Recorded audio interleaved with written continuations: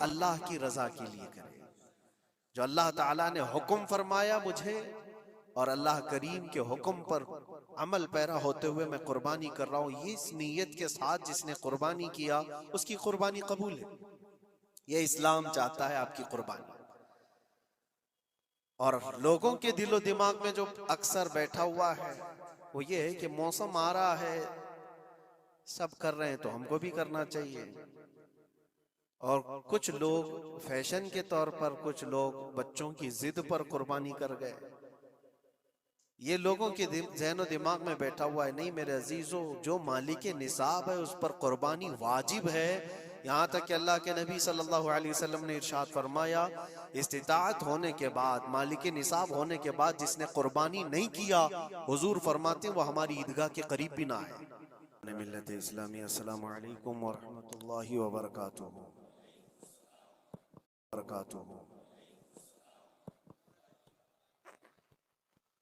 अल्हम्दुलिल्लाह, अल्हम्दुलिल्लाहि व कफ़ा व सलामुन अला हबीबिहिल मुस्तफ़ा, अम्मा बअद, फ़अऊज़ु बिल्लाहि मिनश शैतानिर रजीम, बिस्मिल्लाहिर रहमानिर रहीम।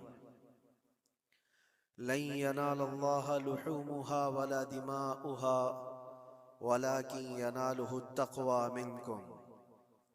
सदक़ल्लाहु मौलानल अज़ीम। बारगाह रिसालत मुआब सल्लल्लाहु अलैहि वसल्लम में दुरूद पाक का हदिया पेश करें।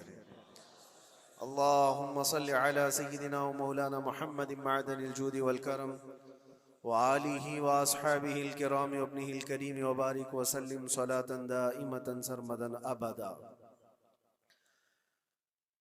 मुसलमानों के लिए अल्लाह अज़्ज़ व जल की तरफ से दो ईदें दी गई हैं। एक रमज़ानुल मुबारका के रोज़े मुकम्मल होने के बाद और दूसरे ज़िलहिज्जा की 10वीं को अशरे ज़िलहिज्जा, जिसको हम ईदुल अज़हा कहते हैं और उर्दू में बकरा ईद, ईद कुर्बान के नाम से जानते हैं। ये दो ईदें अल्लाह तबारक व तआला की तरफ से मुसलमानों को दी गई हैं। इन ईदों के दिनों में रोज़ा रखना भी जायज़ नहीं है, खुशियों के दिन। और ये जो अय्याम चल रहे हैं, पहली ज़िलहिज्जा से लेकर 10वीं ज़िलहिज्जा तक, इसका जिक्र तो अल्लाह ताला ने कुरान में यूं फरमाया, वल फज्रि व लयालिन अश्र, फजर की कसम और 10 रातों की कसम।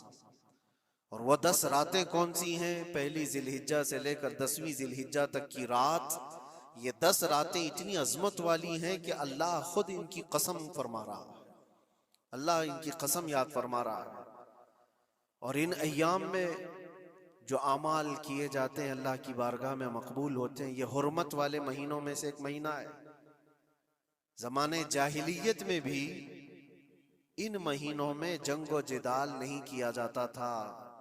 कोई भी जंग चल भी रही हो तो ये महीने आते तो जंग रोक दी जाती थी, क्योंकि ये हुर्मत वाले महीने। तो ज़िलहिज्जा के महीने में हम और आप अभी अपनी जिंदगी की सांसें ले रहे हैं, लेकिन कुर्बानी के मुतालिक जैसे कि लोगों के दिलो दिमाग में एक कॉन्सेप्ट और फिर फैलाया हुआ एक कॉन्सेप्ट और इस्लामी कॉन्सेप्ट, तीनों में क्या चीजों का फर्क है? इस्लाम कौन सी कुर्बानी चाहता है? लोगों ने क्या प्रोपेगेंडा फैलाया है और अवाम के जहन में क्या बैठा हुआ है? तीनों को हम थोड़ा सरसरी नजर से देखते हैं।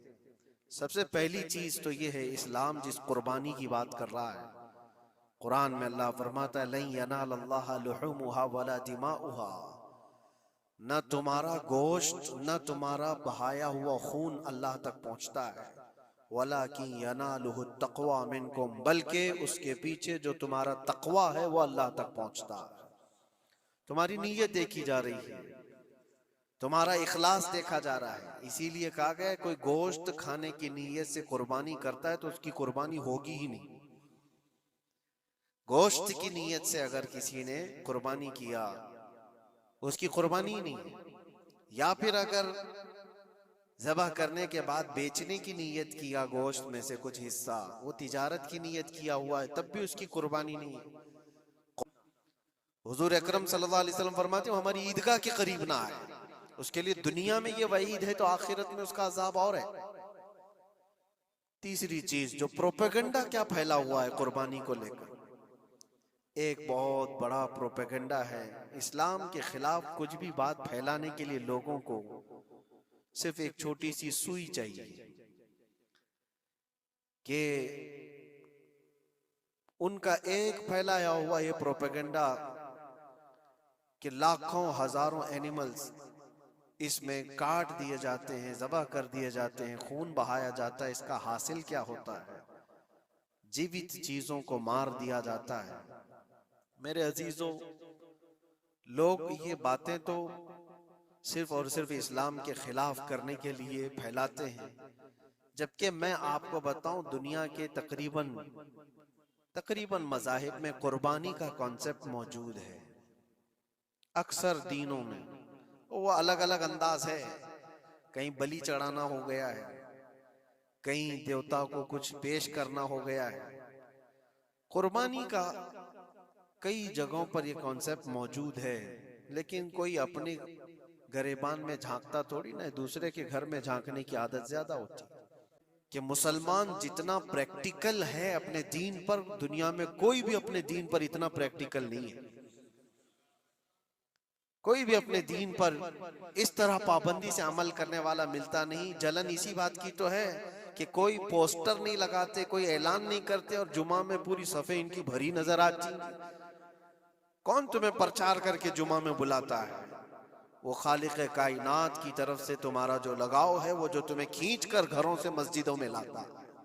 फितनों का दौर है, उसके बावजूद जुमा में कोई भी मस्जिद ऐसी नहीं होगी जो खाली पड़ी हुई। मुसलमान आज के दौर में भी अपने दीन पर अमल पैरा है और ये तकलीफ का सबब बन जाता है दूसरों के लिए। इसी तरह कुर्बानी के अय्याम आते हैं तो कुछ मॉडर्न ख्यालात वालों को ला करके हमारे दरमियान पेश किया जाता है। वो ऐसी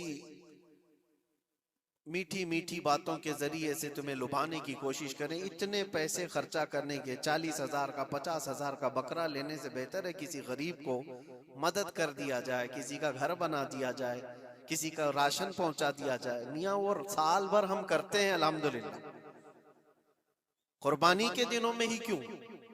अल्लाह के नबी सल्लल्लाहु तआला अलैहि वसल्लम की हदीस सुन, हुजूर पाक सल्लल्लाहु तआला अलैहि वसल्लम फरमाते हैं कुर्बानी के दिन यानी जिलहिज्जा की 10, 11 और 12, ये 3 दिनों के अंदर हुजूर फरमाते हैं कोई अमल दुनिया में कुर्बानी से ज्यादा अहमियत अल्लाह के नजदीक नहीं रखता। कोई अमल अल्लाह को इससे ज्यादा प्यारा नहीं है कुर्बानी।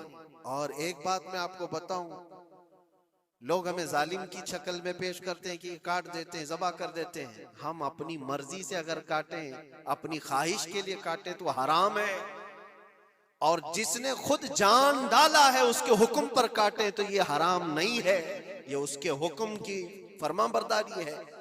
एक बात याद रखो, जानवर तो ये बकरा हो, भैंस हो, ऊंट हो, जिनकी कुर्बानियां होती हैं, ये अलग। जो मछली खाते हैं उसमें भी अगर कोई इंटरटेनमेंट के लिए शिकार करता है कि अपनी तफरीह कल्ब के लिए, तो उस मछली का शिकार करना भी हराम है। हाँ, खाने की नीयत है, तिजारत की नीयत है, तो मकसद के तहत अगर मछली पकड़ रहा है तो उसके लिए जायज है। इस्लाम यूं ही किसी चीज की जान लेना और खून बहाने का हुक्म नहीं देता। अल्लाह तबारक व तआला का हुक्म है और उसने कायनात को जिस अंदाज से बनाया है, इन जानवरों को अल्लाह ताला ने हमारे खाने के लिए बनाया है, जिसकी वजह से ये कुर्बान किए जाते हैं। और अगर मैं कहता हूं सारे जानवरों की कुर्बानी बंद करके देख लो, फिर जानवर ही रहेंगे, तुम्हारा रहना मुश्किल हो जाएगा। इस्लाम की ये कुर्बानियां तो साल में एक मर्तबा होती है ना, जो एक दिन की जाती है, 10वीं जिलहिज्जा से 12वीं को। अगर नौजवानों में एक दावत देता हूं, जाओ, आज तो AI का जमाना है, कुछ भी पूछो तो ला करके तुम्हारे सामने रख देगा सारा डेटा। जरा ये भी डेटा निकाल करके देख लो कि साल भर में KFC में कितनी चिकन ज़बह होते हैं पूरी दुनिया भर में पर डे।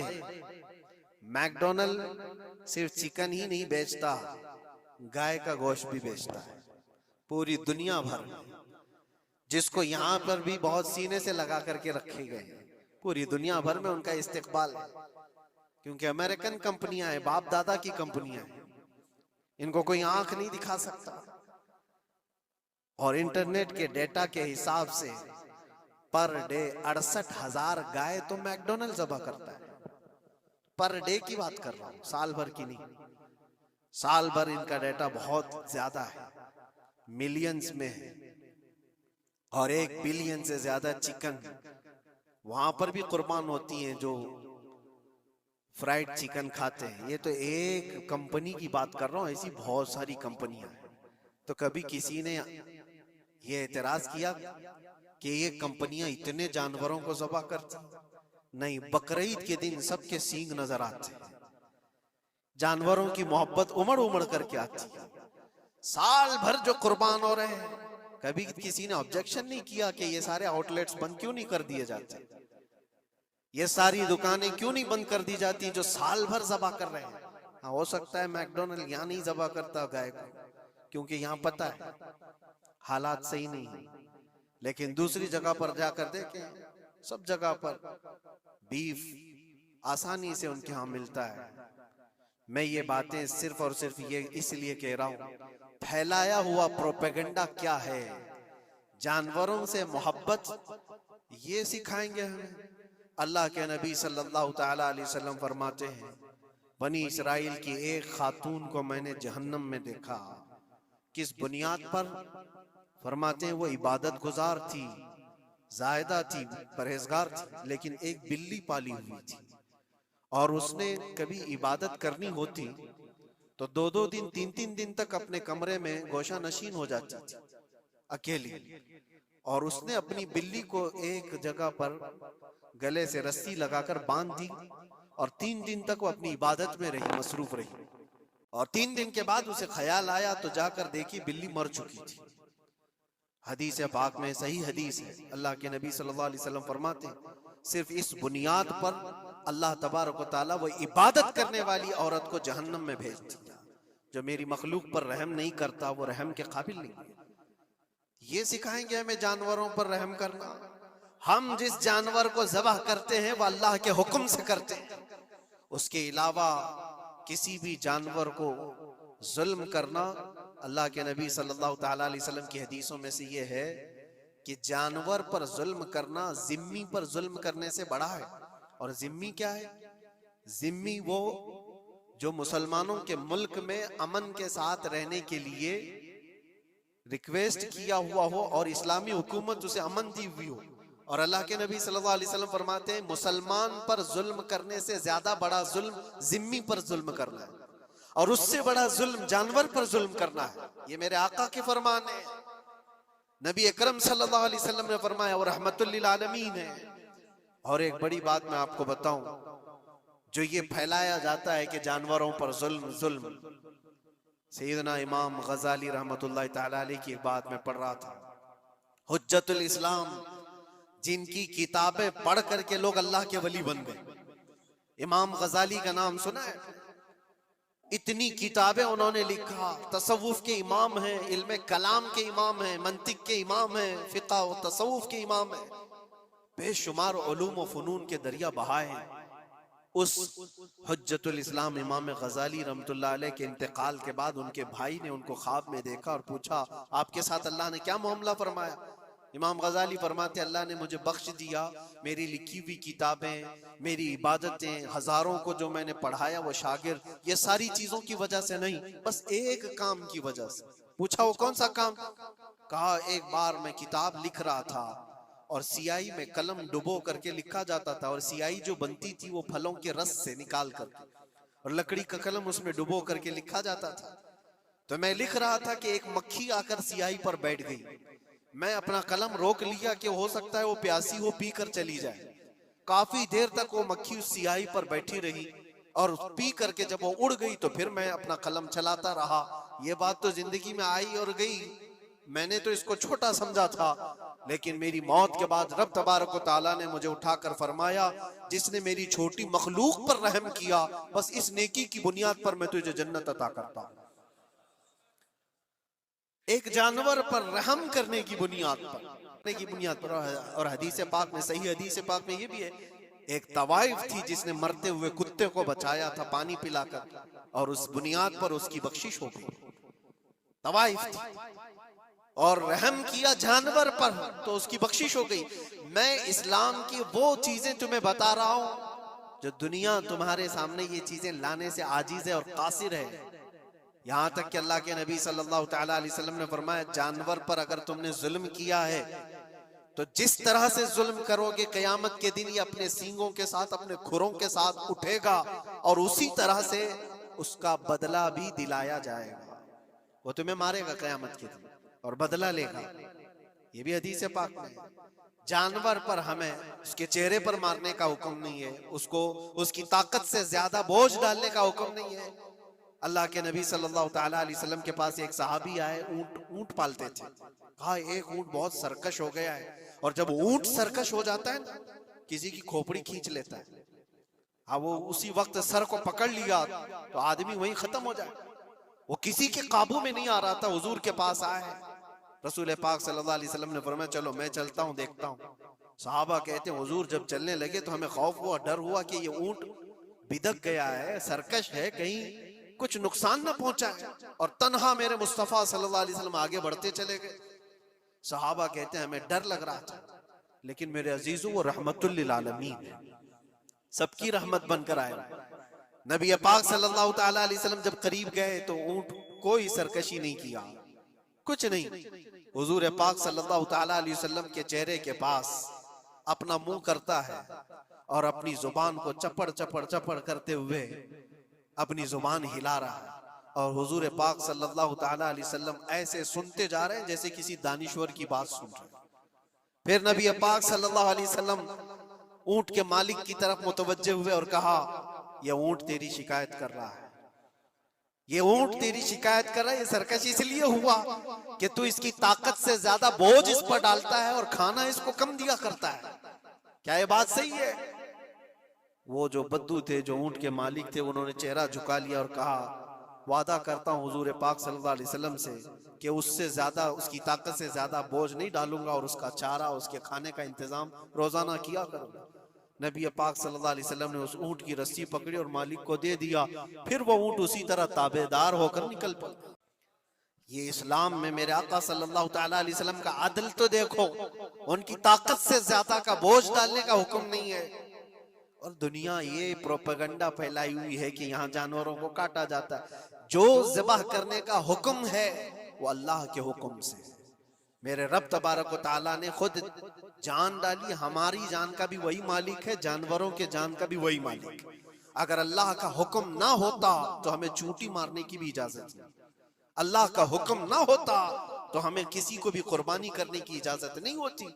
ये रब तबारक व तआला का हुक्म है, तो जाहिर सी बात है हम अल्लाह के बंदे हैं।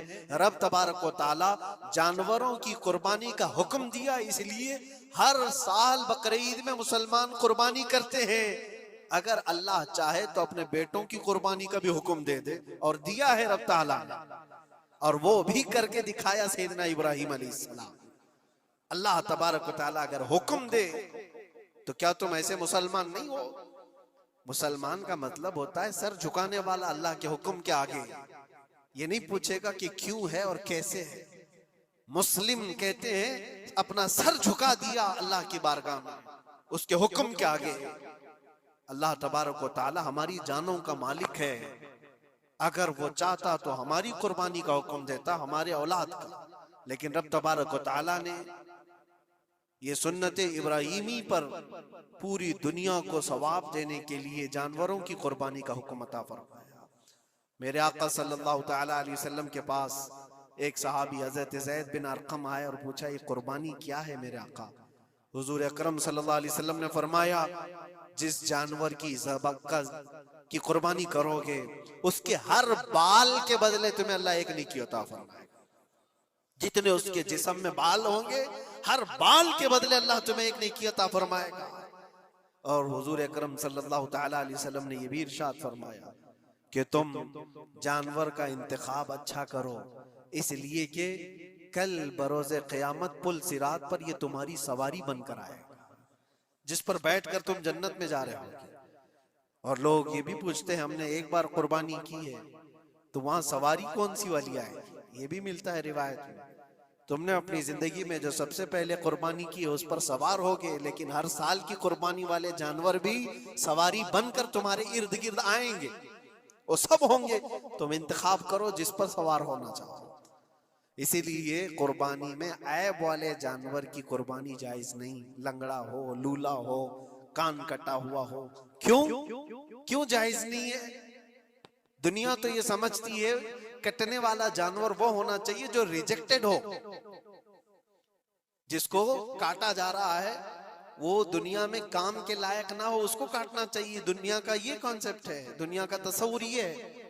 लेकिन नहीं, अगर कोई अपने इस्तेमाल के लिए काट रहा होता तो मैं कहता हाँ रिजेक्टेड माल काट लो, लेकिन ज़बाह जो हम करते हैं कुर्बानी में वो अपने लिए नहीं, वो रब्बे जुल जलाल के लिए है। इसीलिए बंदा ये देखे मैं अपने रब की हुजूर क्या पेश कर रहा हूं। तुम अगर कोई हदिया तोहफा खरीदने जाते हो अपने किसी इज्जतदार शख्स के लिए, तो इंतखाब सोच समझ करके करते हो कि जिसको मैं देने जा रहा हूं ये कितना वैल्यू वाला होना चाहिए, कितना इज्जत वाला होना चाहिए, और जो रब ताला की बारगाह में पेश कर रहे हो उसका भी आप ख्याल रखो। इसलिए लोग काम चलाने की बातें तो बहुत करते हैं। कुर्बानी के मुतालिक कुछ बातें हैं जो मुझे आज अर्ज करनी थी, इसलिए मैंने आज इस मौजू पर आपसे खिताब किया। बहुत सारे लोग तरह तरह के अफवाहें भी फैलाते हैं। ये तो उन गैर मुस्लिमों के एतराजात का मैंने जवाब दिया। दुनिया भर में हमारे ऊपर इल्जाम कि ये लाखों जानवरों को ऐसी ज़बा कर देते, काट देते हैं। लेकिन मेरे अजीजों, यही वो दुनिया है जो एक तरफ तो जानवरों की हिमायत और मोहब्बत की बात करती है, और दूसरी तरफ इनके बड़े बड़े मल्टीनेशनल कंपनियां जानवरों को बेदरिग ज़बा करते हैं, कत्ल कर रहे हैं, खाने में भी इस्तेमाल कर रहे हैं। और सिर्फ इतना ही नहीं, सारे जानवरों की खालें, लेदर की बैग, लेदर के जूते, लेदर के बेल्ट, लेदर की टोपियां, लेदर के जैकेट सब बना करके दुनिया पहन रही है, और कीमती चीजों में उसको शुमार किया जाता है। इनसे कोई सवाल नहीं करता कि ये सब चीजें कहां से तुम लाए, ये सब चीजें तुम कहां से लाए? क्या बगैर किसी जानवर के ज़बा किए हुए उसकी खाल का इस्तेमाल करते हो? लेदर का इस्तेमाल तो सारी दुनिया बड़े फख्र से कर रही है, हत्ता के घरों के इस्तेमाल करने वाले सोफे और कुर्सियों पर तक इस्तेमाल है, अपनी बैठने वाली गाड़ियों में कार की सीट पर तक इस्तेमाल है। तुम्हारे पहनने वाले जूते, तुम्हारे पहनने वाले बेल्ट, तुम्हारे पहनने वाले जैकेट, सब जगह तुम्हारा इस्तेमाल है। और सिर्फ मैं ये नहीं कह रहा कि दुनिया में सिर्फ मुसलमान इस्तेमाल करते हैं, सारी दुनिया लेदर का इस्तेमाल करती है। ये लेदर कहां से आता है? तो ये दुगलापन, ये जो डबल रोल है, डबल स्टैंड, एक तरफ हिमायत की बात करना और दूसरी तरफ बेदरेग ज़बा भी करना, ये सब चीजें दुनिया को बेवकूफ बनाना और इस्लाम के खिलाफ एक प्रोपेगेंडा फैलाना। लेकिन ऐ मुसलमान, ज़हन और दिमाग में किसी ऐसे मॉडर्न कल्चर के ऐसा कोई फरेफ्ता हो, उसकी बातों में आकर तुम ये सोचो कि नहीं इतने पैसे मैं कुर्बानी के बजाय सदका कर दूं, किसी गरीब को दे दूं, नाजायज है। तुम्हारे ऊपर से कुर्बानी का वजूब खत्म नहीं होगा, वो उसी तरह से बाकी रहेगा और गुनहगार भी रहोगे। अल्लाह करीम से ज्यादा तुम रहम करने वाले नहीं हो, अल्लाह अरहमुर राहिमीन है। अल्लाह अरहमुर राहिमीन है। जब वो हुक्म अता फरमा रहा है तो क्या तुम्हारे दिल में उससे भी ज्यादा रहम है? तो कुर्बानी के दिनों में सिर्फ कुर्बानी ही होगी। अब कुछ जो चीजें ऐसी हैं फैलाई गई, देखें एक बात मैं आपको बताऊं, अल्लाह के नबी सल्लल्लाहु ताला अलैहि वसल्लम रहमतुल लिल आलमीन है, सबका मानना अकीदा है। वो रहमतुल लिल आलमीन रसूल सल्लल्लाहु अलैहि वसल्लम ने खुद अपने हाथों से कुर्बानी फरमाई, और एक दो नहीं 100 ऊंट आए थे, जिसमें से 63 ऊंटों को मेरे आका सल्लल्लाहु अलैहि वसल्लम ने नहर फरमाया। 63 ऊंटों को खुद हुजूर ने ज़बह फरमाया, और उसके बाद हजरत अली मुर्तदा शेर खुदा रदी अल्लाह ताला अन्हु को दिया, बाकी के ऊँटों को तुम ज़बह करो। नबी पाक सल्लल्लाहु ताला अलैहि वसल्लम ने ये जो 100 ऊँटों को ज़बह फरमाया था अपने हज के मौके पर। और उसके अलावा एक हदीस पाक में ये भी है, हुजूर अकरम सल्लल्लाहु अलैहि वसल्लम ने जो 2 चितकबरे बकरे ज़बह किए थे। चितकबरे किसको कहते हैं? 2 कलर वाले, ब्लैक एंड व्हाइट जो होते हैं, अबलख उनको कहते हैं अरबी में। 2 मेंढे ज़बह फरमाए। एक नबी पाक सल्लल्लाहु ताला अलैहि वसल्लम ने अपनी जानिब से कुर्बान फरमाया और दूसरा पूरी उम्मत की तरफ से कुर्बान फरमाया।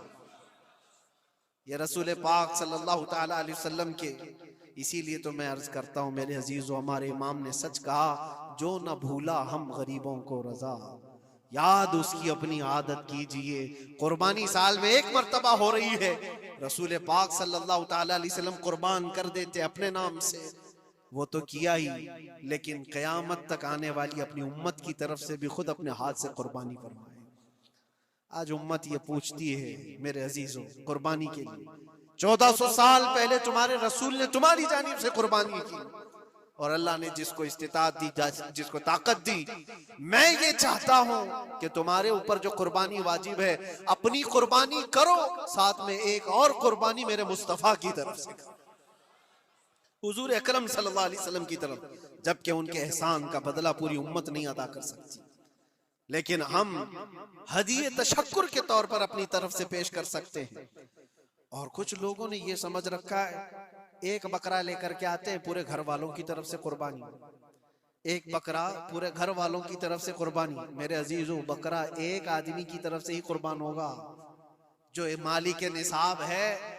घर में अगर 4 लोग मालिक निसाब है तो चारों पर कुर्बानी है, शोहर पर भी, बीवी पर भी, बेटे पर भी, जो जो मालिक निसाब है। मालिक निसाब का मतलब क्या है आप जानते हैं? जिसके पास 52.5 तोला चांदी या 7.5 तोला सोना या उसके बराबर की कीमत हो, दोनों में से किसी एक के बराबर की कीमत हो। इस जमाने में आप कैलकुलेट कर लो 52.5 तोला चांदी की कीमत क्या हो सकती है। उतनी अगर तुम्हारे पास रकम है, उतनी मालियत है तुम्हारे पास, तो तुम मालिक के निसाब हो और तुम्हारे ऊपर कुर्बानी वाजिब है। कुर्बानी तुम्हारे ऊपर वाजिब है, और कुर्बानी वाजिब होने के लिए साल भर पैसे होना जरूरी नहीं, कुर्बानी के दिनों में अगर वो मालिक निसाब हुआ तब भी उस पर वाजिब है। ज़कात का हुक्म अलग है, कुर्बानी का हुक्म अलग है। और पूरे घर की तरफ से एक बकरा कुर्बान किया तो किसी का भी नहीं हुआ। अगर 4 लोग घर में रहते थे और चारों की तरफ से एक बकरा ज़बह किया और चारों का नाम लिया गया है, तो किसी के नाम से कुर्बानी नहीं हुई, क्योंकि पर्टिकुलर एक ही की तरफ से कुर्बानी हो सकती है। हाँ, बड़े जानवर में 7 हिस्से हो सकते हैं, वो ऊंट हुआ या बैल भैंस, ये जो बड़े जानवर हैं, इन जानवरों में 7 हिस्से हो सकते हैं और उनमें शरीक होना जायज है। लेकिन 7 लोग जो शरीक हो रहे हैं उनके लिए भी शर्त है, कोई एक बंदा भी उसमें गलत अकीदे वाला भी ना हो और गोश्त की नीयत से शरीक ना हुआ हो, बल्कि सब कुर्बानी की नीयत से आए हों तो सबकी कुर्बानी होगी। ये ख्याल भी रहे, जरूरी है। अब हालात ऐसे आ गए कि सबके लिए एक बकरा लेना अगर ताकत के भर नहीं है, इस्तिताअत नहीं है, तो वो बड़े जानवर में हिस्सा ले सकते हैं, जहां पर ये कुर्बानियां हो रही हैं शरीक हो सकते हैं। कुछ लोगों ने ये प्रोपेगेंडा भी फैलाया है हमारे दरमियान में से कि बड़े की कुर्बानियां जो होती हैं, इज्तिमाई कुर्बानियां, ये जायज नहीं है, आदमी को अपनी कुर्बानी के वक्त सामने होना जरूरी है। ऐसी बातें फैलाई गई हैं। मैं आपको हदीस पाक सुनाता हूं। अल्लाह के नबी सल्लल्लाहु ताला अलैहि वसल्लम ने इरशाद फरमाया हजरत फातिमा से, कहा फातिमा अपनी कुर्बानी के वक्त सामने रहो, कुर्बानी के खून का कतरा जमीन पर। हदीस ये भी है, नबी पाक सल्लल्लाहु ताला अलैहि वसल्लम ने अपनी कुर्बानी का वकील हजरत अली को बनाया था कि अपनी नियाबत दे दी कि मेरी तरफ से तुम कुर्बानी करो। इस तरह से जो मुसलमान इस्तिताअत नहीं रखता खुद करने की, वो अपनी जानिब से किसी दूसरे को वकील बना सकता है, शरअन जायज है। किसी को भी वकालत दी जा सकती, नियाबत दी जा सकती है, मेरे तरफ से तुम कुर्बानी करो। जैसे कि घर में कोई औरत मालिक निसाब है, अगर ये हुक्म होता कि औरत खुद जा करके करे तो कहां से करती? औरत किसी को वकील बना सकती है, अपने शोहर को कह दी या किसी को दे दिया पैसे कि मेरी जानिब से तुम कुर्बानी करो, ये जायज है बिल्कुल। जिन लोगों ने ये प्रोपेगेंडा फैलाया है हमारे दरमियान में कि कुर्बानियां नहीं होती, वो जाहिल लोग हैं, पढ़े लिखे लोग नहीं। शरई मसाइल को जाने बगैर इस तरह की बातें अवामुल नास में, अवामुल मुस्लिमीन में फैलाना ये गुनाह है। हाँ, इस बात को याद रखें, जो वकील है कुर्बानी का, उसके ऊपर जिम्मेदारी है कि वो जितने लोगों की कुर्बानी कर रहा है, जानवर शरीयत के मुताबिक का ले, ऐबदार जानवर की कुर्बानी ना करे। लागर हो, कमजोर हो, सींग टूटा हुआ हो, कान कटा हुआ हो, पैर कटा हुआ हो, दुम कटी हुई हो, या इतना कमजोर के चल नहीं सकता, खड़ा नहीं हो सकता, ऐसा ऐबदार जानवर ना ले। ये वकील की जिम्मेदारी है जो सबकी तरफ से कुर्बानी कर रहा है। और दूसरी चीज, ऐब किसको कहते हैं? ऐब किसको? कान में अगर सुराख है तो वो मकरू है, लेकिन कुर्बानी है उसकी। हाँ, सींग अगर बचपन उसके पैदाइशी नहीं आए थे तो जायज है उसकी कुर्बानी। आए थे और टूट गए तो उसकी मिकदार बताई गई है। 1/3 हिस्सा अगर टूटा है तो उस वक्त तक जायज है, उससे ज्यादा जड़ से टूटे हुए हैं तो कुर्बानी जायज नहीं। कोई पैर पूरा कटा हुआ है, दुम पूरी कटी हुई, ये ऐब में आता है। ऐबदार जानवर की कुर्बानी जायज नहीं, ये वकील करेगा, नहीं करेगा तो वो गुनहगार है। लेकिन इसका मतलब ये नहीं होता कि इज्तिमाई कुर्बानी जायज ही नहीं, जायज ही नहीं। ऐसी बातें क्यों फैलाई जाती है? हदीस पाक में मिलता है कि नियाबत और दूसरे को वकालत देना जायज है। अब कुछ लोग ये भी फैलाते हैं कि कुर्बानी के जो हिस्से लिए जाते हैं, गोश्त दिया जाए तो उसकी कीमत अलग होती है, गोश्त ना लो तो उसकी कीमत अलग होती है। सब फैली हुई चीजें हैं। उसका रीजन भी पता करना चाहिए, ऐसी बगैर इल्म के बात करने से। 4000-5000 रुपए का एक हिस्सा आता है अगर शहर में कोई बड़ा जानवर जबा करे, क्योंकि महंगा मिलता है बैल। और बाहर जब जाकर के कोई जबा कर रहा है तो वही एक हिस्सा 1500 रुपए में, 2000 में हो जाता है। तो कुछ लोगों को ये गलत फहमी फैलाई जाती है कि ये लोग करते ही नहीं है और ऐसे ही पैसे वसूलते हैं। ऐसा नहीं। दूर दराज कुछ इलाके ऐसे हैं, बंगाल है, उड़ीसा है, और भी कई इलाके बिहार के, जहां पर बड़े जानवर निहायत ही सस्ते दाम में मिलते हैं।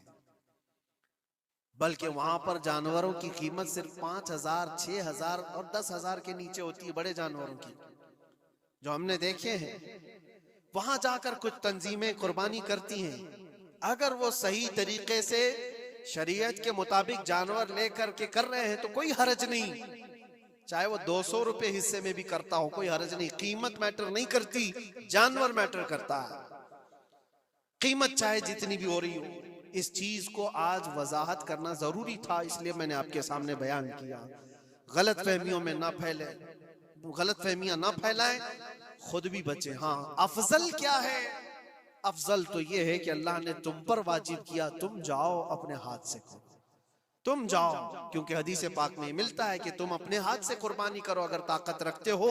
उसके खून का कतरा गिरने से पहले तुम्हारे पिछले सारे गुनाह अल्लाह माफ फरमाएगा। यह अफजल है। ये सारी बातें थी जो ईद कुर्बान से रिलेटेड थी। अल्लाह करीम हम सबको उसकी रजा के लिए कुर्बानी करने की तौफीक अता फरमाए। लेकिन साथ में एक बात ये भी याद रखें, जब बंदा कुर्बान कर रहा होता है तो उसके अंदर ये नीयत भी हो, जैसे सैयदना इब्राहीम अलैहिस्सलातु तस्लीम को अल्लाह ताला ने क्या फरमाया था?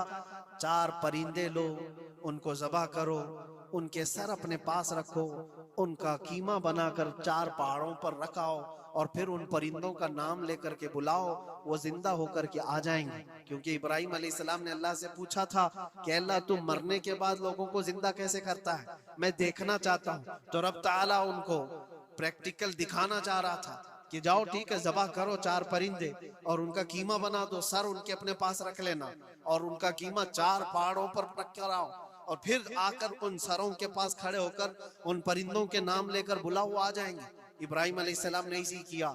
4 परिंदे लिए थे। क्या क्या लिए थे आपको मैं बताऊं? एक मुर्गा था, एक कौवा था, एक कबूतर था और एक मोर था। परिंदों के नाम याद रख लें, कौवा है, मुर्गा है, कबूतर है और मोर है। चारों को ज़बह किया, उनके सर अपने पास रखे और जिस्म के सब कीमा बना दिया और 4 जगह पर मिक्स करके उनको रखा है। फिर आकर यहाँ खड़े हुए और पुकारा उन परिंदों का नाम लेकर, अल्लाह के हुक्म से आ जाओ। वो कीमा हवा में उड़ा, जिस्म बना और वैसी बगैर सर के उड़ता हुआ आया और अपने अपने सर से जुड़ करके वो जिंदा परिंदा हो गया। कुरान पाक में ये है मौजूद। 3 पारे में रब तबारक व तआला ने फरमाया, वइज़ क़ाल इब्राहीम रब्बी अरिनी कैफ़ तुह्यिल मौता क़ाल अवलम तुअमिन क़ाल बला क़ाल वलाकिन लियत्मइन्न क़ल्बी क़ाल फ़ख़ुज़ अर्बअतम मिनत-तैर फ़सुरहुन्न इलैका थुम्मा इजअल अला कुल्ली जबलिन मिनहुन्न जुज़अन थुम्मा उदउहुन्न यअतीनका सअया वअलम अन्नल्लाह अज़ीज़ुन हकीम। ये अल्लाह तबारक व तआला ने पूरा कुरान में फरमाया कि इब्राहिम अलैहिस्सलाम ने ये जो किया। अब सुनिए, सब सनाबिल शरीफ में मीर अब्दुल वाहिद बिलगरामी रहमतुल्लाह अलैह लिखते हैं कि 4 परिंदों का जो इंतखाब हुआ था ना, 4 परिंदे जो चुने गए थे, कौन से थे? कौवा, मुर्गा, कबूतर, मोर। असल में जो है इनकी हर एक की एक खासियत है। कौवा लालची बहुत होता है, कौवा लालची बहुत होता है। मुर्गा, उसके अंदर शहवत बहुत ज्यादा है, औरत की ख्वाहिश। मुर्गे के अंदर ख्वाहिश शहवत ज्यादा होती है। और कबूतर के अंदर दोस्ती करने की आदत ज्यादा होती है, जल्दी दोस्ती करता है। और मोर के अंदर दिखावे की आदत ज्यादा होती है, अपनी खूबसूरती का इजहार बार बार करता है। तो ये 4 चीजें उनके अंदर है, ये 4 परिंदों के अंदर। सूफिया इकराम फरमाते हैं, दर हकीकत आपको हुक्म था इन जानवरों को ज़बा का नहीं था। कौवे की लालच को ज़बा करो, मुर्गे की शहवत को ज़बा करो, और बिना वजह के कबूतर की जो दोस्ती है हर आयरे गैरे से, इस दोस्ती के को कता करो, और मोर के दिखावे की आदत को ज़बा करो। ये 4 बुरी आदतों को ज़बा करो तो अल्लाह की कुदरत के मुशाहिदे देखने मिलेंगे। दर हकीकत वहां पर सूफिया इकराम में फरमाते हैं, और यही बात है कि शैतान को जब कंकरियां मारने के लिए हुज्जात जाते हैं, वो तो एक पिल्लर है जिसको कंकरियां मारते हैं। वहां एक पिल्लर है, उस पिल्लर को कंकरियां मार करके आते हैं। लेकिन मेरे अजीजों, तसव्वुर ये होनी चाहिए, जिंदगी भर जो शैतान मुझे बहकाता है, मैं उसको कंकरियां मार रहा हूं। अगर तुम्हारी नीयत साले हुई और कंकरी लग गई तो यकीनन जिंदगी भर शैतान की शरारतों से महफूज हो जाओ। तुमने अपने शैतान को जख्मी कर दिया, इसीलिए जिसका हज कबूल हो जाता है उसकी कंकरी वहां से उठा ली जाती। वरना तो 40 लाख लोग 70 कंकरियां मार करके आए तो पहाड़ बन जाना चाहिए, लेकिन कोई पहाड़ नहीं होता वहां कंकरियों का। जाकर देखे, ना ही उसको उठाया जा रहा है। लेकिन हदीस पाक में जिस हाजी का हज कबूल होता है उसकी कंकरियां उठा ली जाती है। वो शैतान को लग चुकी है। तो नीयत का दारो मदार है। इसीलिए सबसे पहले मैंने आयत यही पढ़ी, रब ताला फरमाता लन यनालल्लाह लुहुमुहा वला दिमाउहा वलाकिन यनालुहु तक़वा मिनकुम। हरगिज तुम्हारा गोश्त, तुम्हारा बहाया हुआ खून अल्लाह तक नहीं पहुंचता, बल्कि इसके पीछे जो तुम्हारी खालिस नीयत है, जो तक़वा है, वो अल्लाह तक पहुंचता है। कुर्बानियों में ये नियत करो कि रब तबारक व तआला, मैं अपनी सारी ख्वाहिशात को ज़बह कर रहा हूँ, मौला मुझे बुरी ख्वाहिशात से जिंदगी भर महफूज फरमा दे। व आखिरु दावाना अनिल हम्दुलिल्लाहि रब्बिल आलमीन।